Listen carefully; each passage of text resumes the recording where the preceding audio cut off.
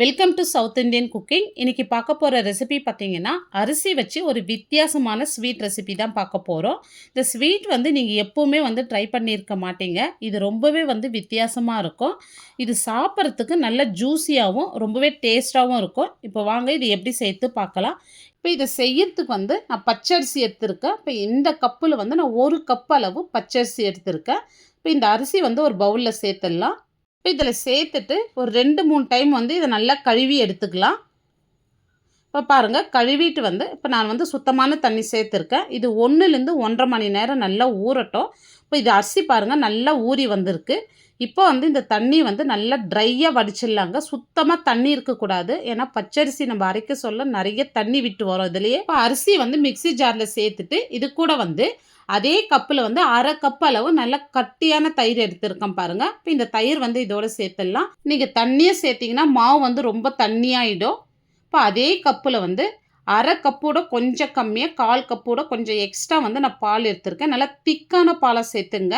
இப்போ இதோட coconut powder ஒரு 4 டேபிள் ஸ்பூன் சேர்த்துடலாம். பாருங்கள், இந்த டேபிள் ஸ்பூனில் தான் நான் சேர்த்துருக்கேன். இப்போ இதில் 4 டேபிள் ஸ்பூன் கோகோனட் பவுடர், அதே 4 டேபிள் ஸ்பூன் சுகர் சேர்த்துக்கலாம். இப்போ இதோட ஒரு பிஞ்சால் எல்லோ ஃபுட் கலர் சேர்த்துக்கலாம். இதுக்கு பதில் உங்களுக்கால சேஃப்ரான் இருந்துச்சுன்னா கொஞ்சமாக எடுத்து பாலில் ஊற வச்சுட்டு இப்போ அதை இதோட சேர்த்துக்கலாங்க. இப்போ இதை ரொம்ப நைஸாக இல்லாத ரொம்ப கொரகொரப்பு இல்லாத ஒரு 80%க்கு நம்ம அரைச்சி எடுத்துக்கணும். இப்போ இதை அரைச்சிட்டோம். இது ஒரு பவுலில் நம்ம மாற்றிடலாம். இப்போ இதோட நான் 3 டேபிள் ஸ்பூன் ரவை சேர்த்துட்றேன். இப்போ இது வறுக்காத ரவை தான் சேர்த்துருக்கேன். இது நார்மல் உப்புமா ரவை, வறுக்காத ரவை சேர்த்துருக்கேன். இப்போ இதை சேர்த்துட்டு நல்லா கலந்து விட்டுங்க. இப்போ இது ஒரு 10லேருந்து 15 நிமிஷம் நல்லா ஊறட்டும்.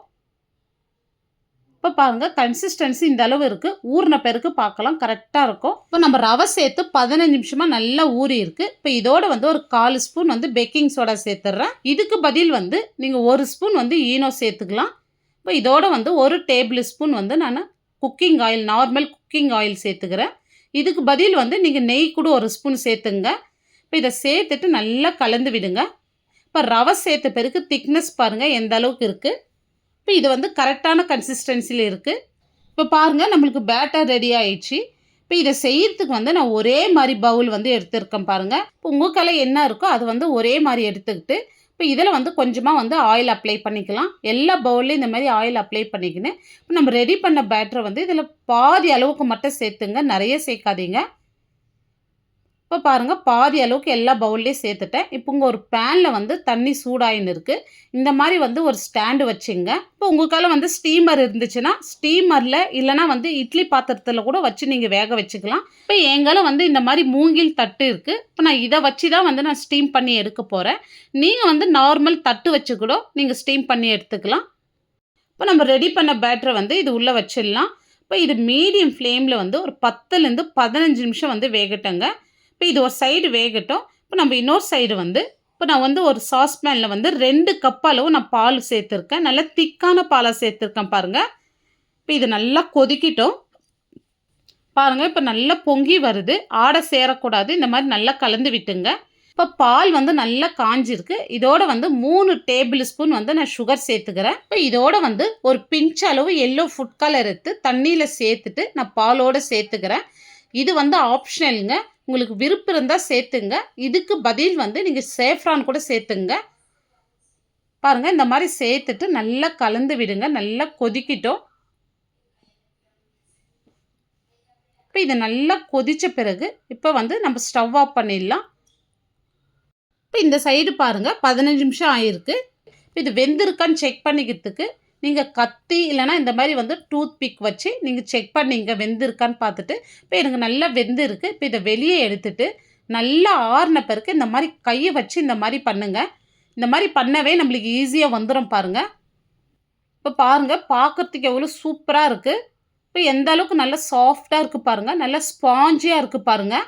இப்போ இதுக்கு மேலே நம்ம ரெடி பண்ணி வச்ச பால் சேர்த்துடலாம். இப்போ இந்த பால் சேர்த்துட்டு 5 நிமிஷத்துக்கு நல்லா ஊறட்டுங்க. இப்போ 5 நிமிஷம் கழிச்சு வந்து திருப்பி வந்து நம்ம இதுக்கு மேலே பால் சேர்க்கணும். இப்போ இந்த மாதிரி வந்து 2 டைம் பால் சேர்த்துட்டு 10 நிமிஷத்துக்கு நல்லா ஊறட்டும். 10 நிமிஷம் கழிச்சு உங்கள் கையில் என்ன நட்ஸ் இருக்கோ அந்த நட்ஸ் வந்து பொடியாக கட் பண்ணி அதோட சேர்த்துட்டு நீங்கள் சாப்பிட்டு பாருங்கள். இப்போ பாருங்கள், ஒரு சூப்பரான நல்ல டேஸ்டியான வித்தியாசமான முறையில் வந்து நம்ம ஸ்வீட் பண்ணியிருக்கோம். கண்டிப்பாக இந்த மாதிரி நீங்கள் யாருமே பண்ணியிருக்க மாட்டீங்க. நீங்களும் இதே மாதிரி பண்ணி பாருங்கள். இந்த வீடியோ பிடிச்சிருந்தால் லைக் பண்ணுங்கள், ஷேர் பண்ணுங்கள். நம்ம சவுத் இந்தியன் குக்கிங் சேனலை சப்ஸ்கிரைப் பண்ணாத பார்த்துட்டு இருந்தீங்கன்னா சப்ஸ்கிரைப் பண்ணிவிட்டு அப்படியே ஆல்ன்ற ஆப்ஷனையும் கிளிக் பண்ணிவிடுங்க. தேங்க்ஸ் ஃபார் வாட்சிங்.